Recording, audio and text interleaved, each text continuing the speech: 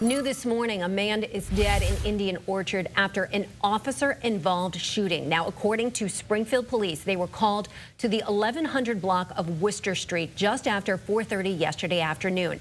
A 911 caller reported there was a man, quote, exhibiting psychiatric behavior and was armed with a knife. When police got on scene, an officer fired his weapon, striking the armed man. Now, in a press release, Springfield police state the circumstances remain under investigation. Springfield police did immediately give medical attention to the injured man, but he died on scene from his injuries.